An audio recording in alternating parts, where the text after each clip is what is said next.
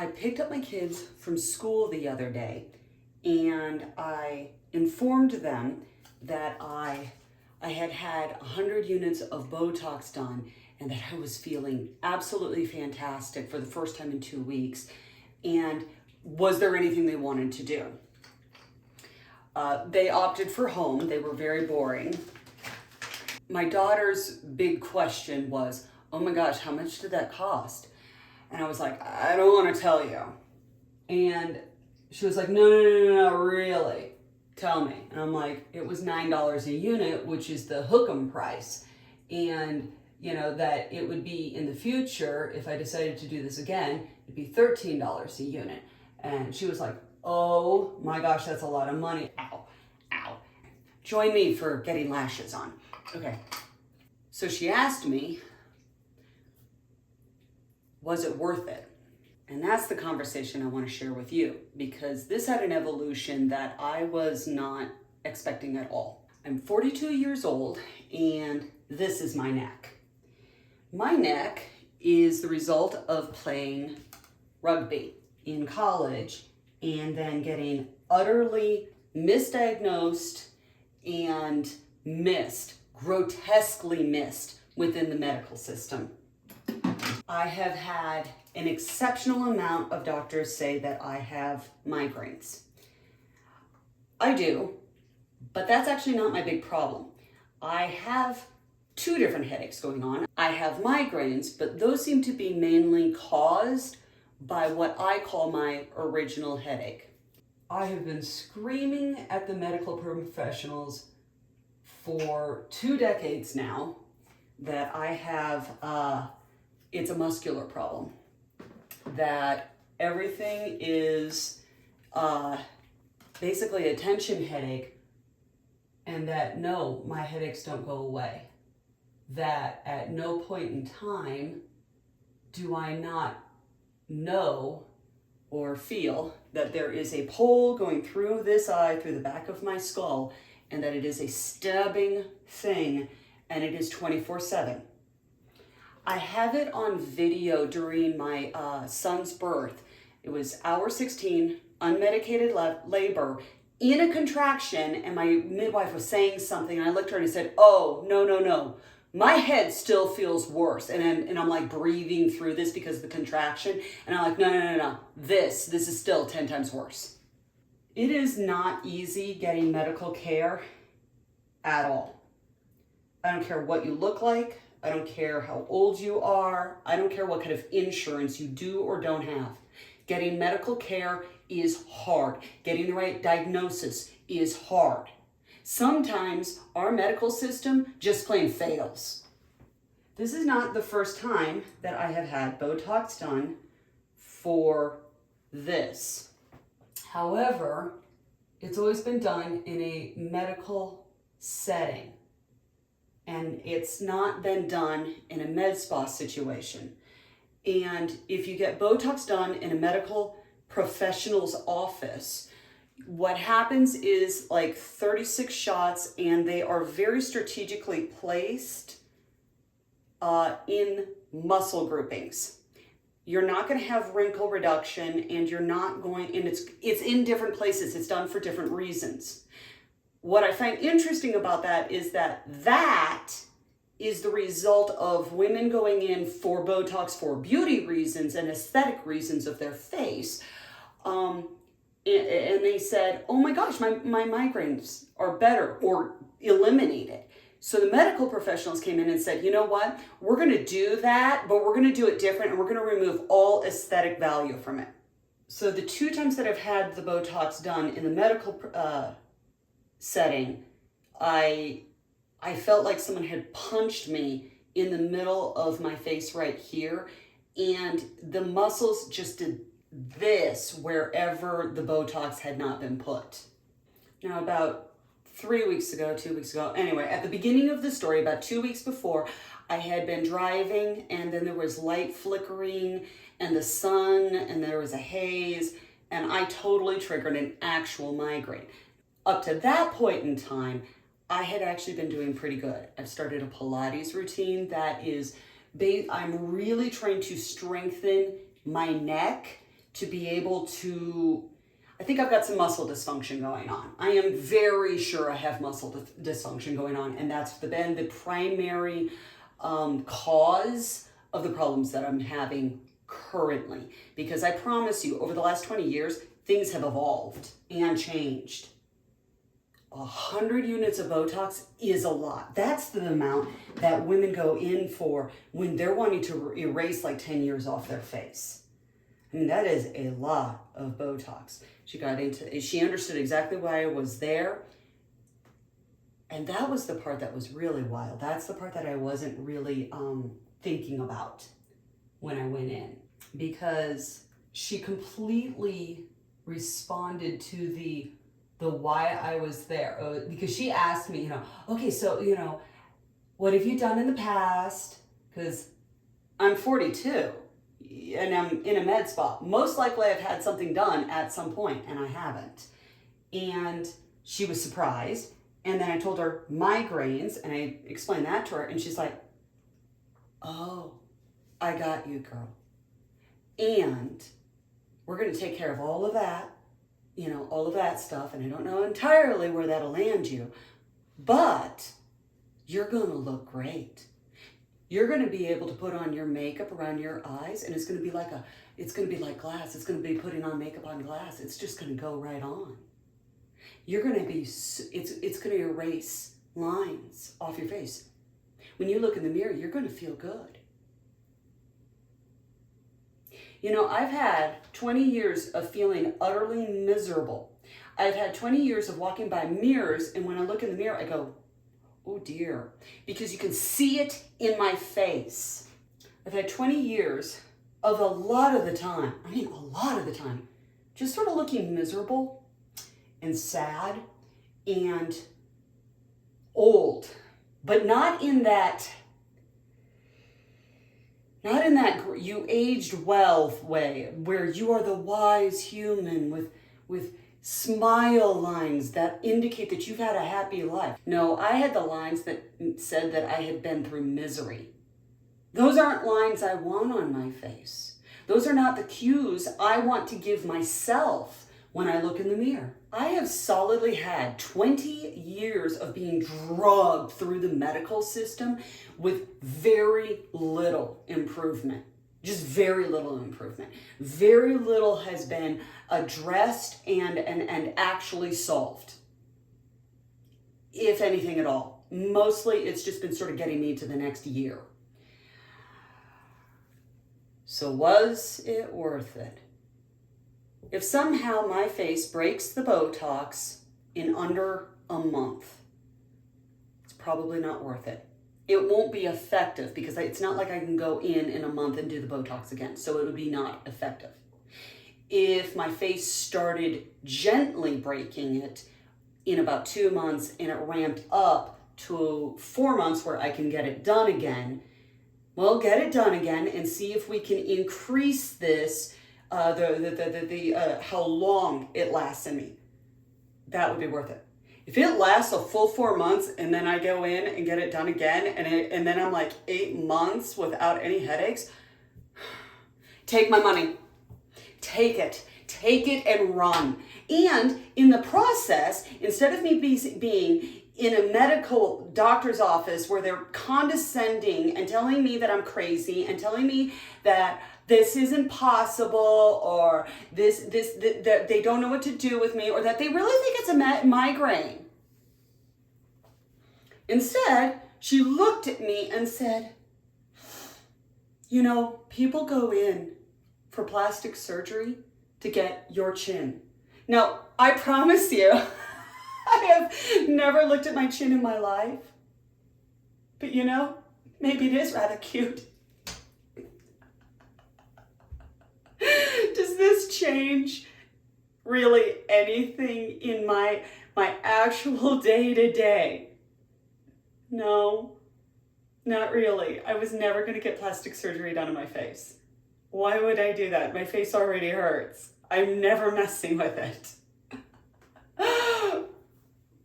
But I could either A, sit in a doctor's office, have them do absolutely nothing that helped, Or I can go to a med spa, have a ton of Botox put in, be told that I am pretty, that my makeup is going to go on better, and that people really love my chin.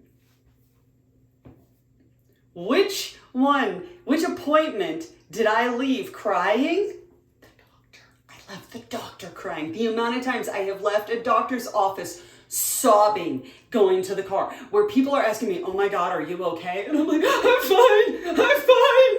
And I sit in the car and I sob because yet again, nothing has been done, or I have been told that I am crazy. Or go to the med spa, be told that I am pretty, told that my makeup is going to be so easy to do, and that she's going to just take 10 years off of my face, and I left without a headache. I left the building going, whoa, that's different. And as I was driving, it just kept on. You could just feel the muscles like doing this and like fighting it and then just doing this and then fighting it and then doing this. And so I think I had this done on Thursday. It is now Monday. So we're like 4 days in. I'm not unhappy. I had one day on Saturday afternoon, where I had looked at the computer a little too long because I was helping my daughter with some homework, and it started going, I got it to calm down though. And that was the only point that it was like angry. And now, I don't know. I don't know, but man, am I hopeful. But I've got 20 years of procedures giving me hope, only for the hope to just crash and burn in this spectacular blaze of just insanity and behind my eyes. Just, oh my gosh. So tentatively hopeful. But then the daughter asked me the really interesting question. But what about the wrinkle reduction? Is it worth it for that? Well, I'm only 4 days in. I haven't seen this kind of smoothness through here in over 10 years, easily. I knew from a very young age that my face was going to be very dynamic, that it was going to have a lot of movement and expression, so therefore I was going to have a lot of lines on my face, period. I have had these circles since I was my daughter's age. So I, at a very young age, accepted and sort of embraced a very, a wrinkle-filled face. There's no way around that. I accepted that I was going to have deep lines of expression in my existence when I looked in the face. And that was not an issue for me. I knew I would have to do my makeup different. Lashes, by the way, and permanent eyeliner are a fantastic way to deal with deep lines on the face. This just skips everything. And you don't deal with it, and therefore it's not in your existence, so therefore it isn't a problem. I love skipping problems. I love skipping frustrations. I can already see a smoothing that, wow, this eye is a different dimension than this one, so this one needs less lashes than this one. It's always messes with me, trying to figure out what it is that I need to do. Watching myself wildly age in the last 5 years. I attribute that to the volume of issues that I have had just pain-wise. Because that's stressful. And stress, that ages you. We all know that. But I'm not in a financial bracket that I would put this in my budget, because there are other things that I would want more and do want more. So the answer is, for wrinkle reduction alone, for aesthetic value alone, no, not in the financial bracket that I'm currently in. But it's close just a little bit higher in my financial bracket, I would absolutely do this in a heartbeat for wrinkle reduction alone. In a heartbeat. This is kind. This is gentle. This is soothing to the soul. This changes nothing intrinsically in my personal health, like for wrinkle reduction alone.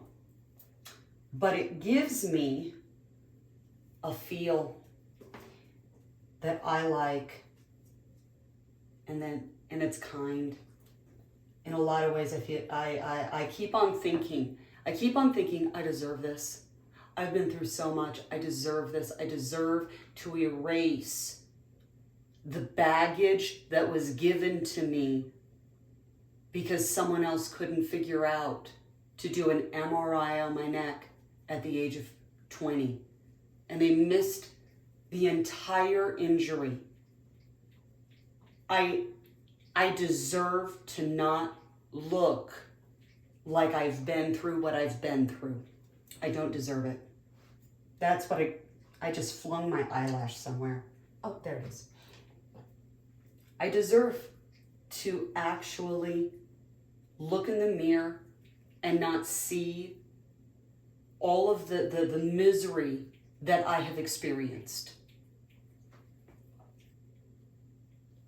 Like, I deserve to feel good about the way I look. And I think that this is not the only way for me to feel good about the way I look. I think there are many different ways to do that. But this happens to be the one that I am doing right now, where I get a side effect as I try to take care of other parts of me. And I am not unhappy by this side effect. You see, I have dealt with side effects. I've dealt with a lot of side effects, and most side effects are miserable. And we accept those all the time. We support side effects. Well, were the side effects worth it? You know, like compare, contrast, risk aversion and all of that in the medical system. Well, in this case, oh my gosh, yes, the risks are worth it, because even if I had a full drooping going on, killed off something, you know, I bet if I lost all motor control over this side of my face, I bet I would feel really good. And I'm not sure, okay, at that point in time, I'm looking in the mirror and it's not gonna look great. But again, I'm not going in with the primary reason of beauty. I'm going in so that I feel good. So that I literally feel good, that when I open my eyes in the morning with that alarm clock going off, I'm not doing this. Oh God, no, oh God, no, oh God, no, please no, please no, please no, please no. I don't want to do that anymore. I'm having trouble on this side. I always do. This is genuinely the calmest my entire head has been.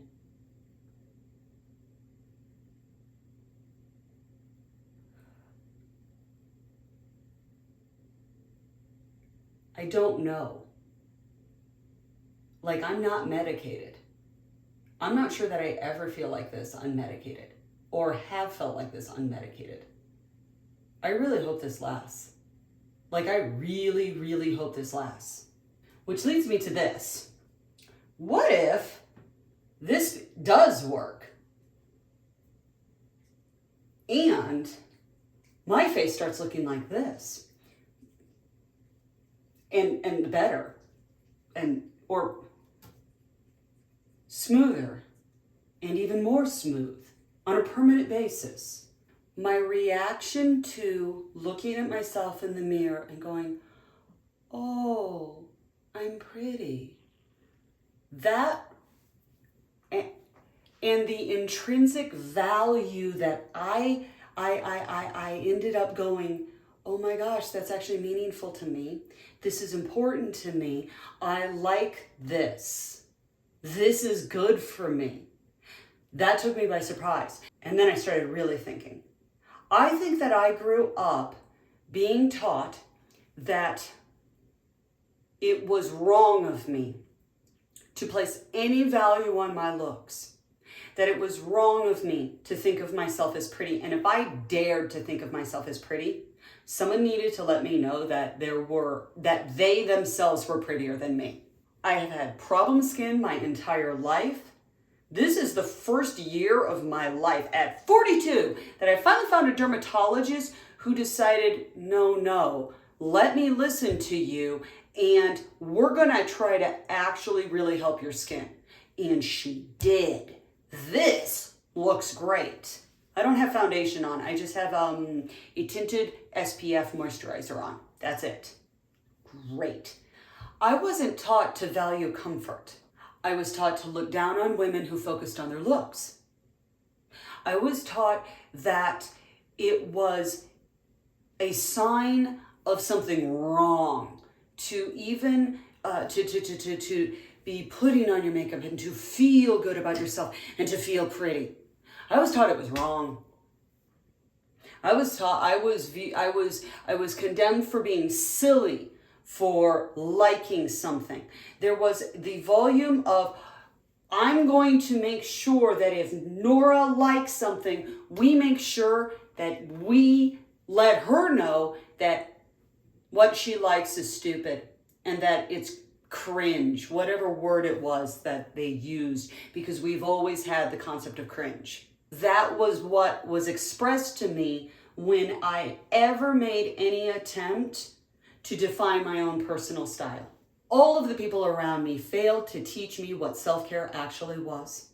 Everyone condemned the commodification of the beauty industry and the self-care industry.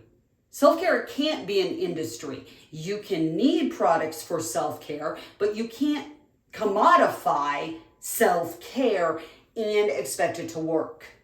The beauty industry does not sell self-care. It sells products for you to use within your self-care system. It's just really good marketing, phenomenal marketing. So what is self-care? Self-care is whatever magic combo that allows you to be filled with chill, to be filled with a love for your own personal life, for you being neutral to happy about your existence in this body that you are in the life that you are living, in the relationships that you have.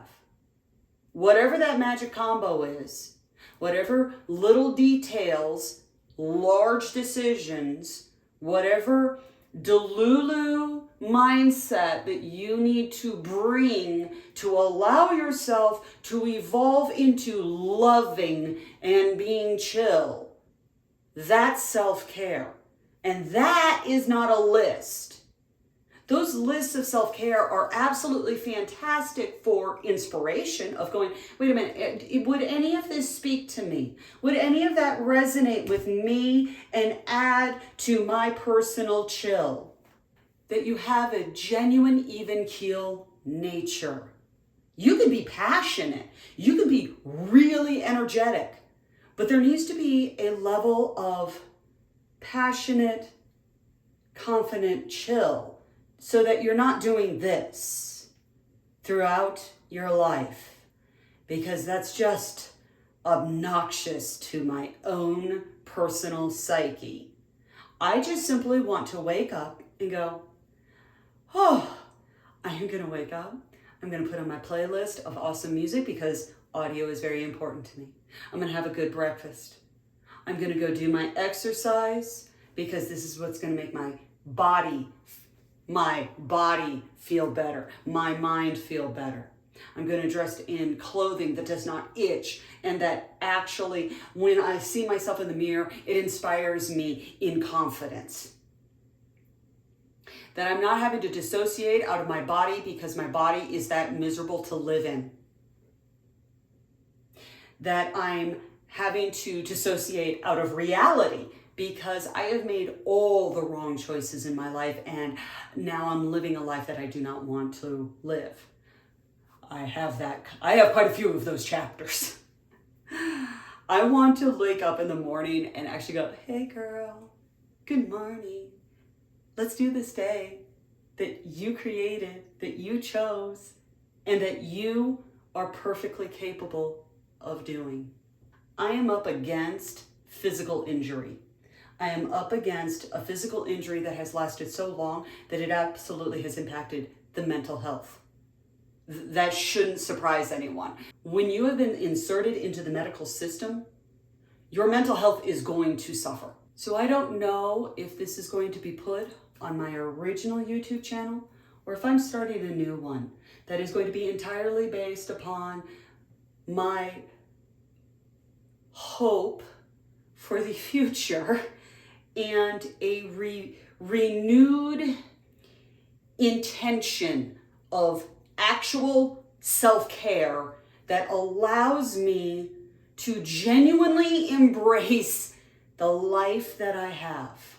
I need to be motivated in the right way, in the way that will speak to me, to my psychology, to the wounds that I have incurred along the way. I'm not 20, I'm 42. I have lived, I have seen, I have been hurt, I have had many chapters that are just terrible. And those create a list of very specific things that need addressing, that for other people, because they experience all different other kinds of traumas, they have a different list than me. Hence, self-care lists need to be personalized and customized to you. And they must evolve with your time on Earth. I keep hitting my elbow here. So yes, the Botox so far has been worth it. Whether or not I come back in a week, 2 weeks, whenever I address this next, I don't know what I will be saying then. I am curious about this, and I'm inviting you to come along with me on what I'm going to call my 2024 journey, because December is a fantastic time to do a dry run for 2024, because either I will be in 2024 getting a lot of Botox done, or I will be still in the exact same place that I was before the Botox. Either way, I am still here, I still need to take care of myself, and I still need to be excited and happy about my life.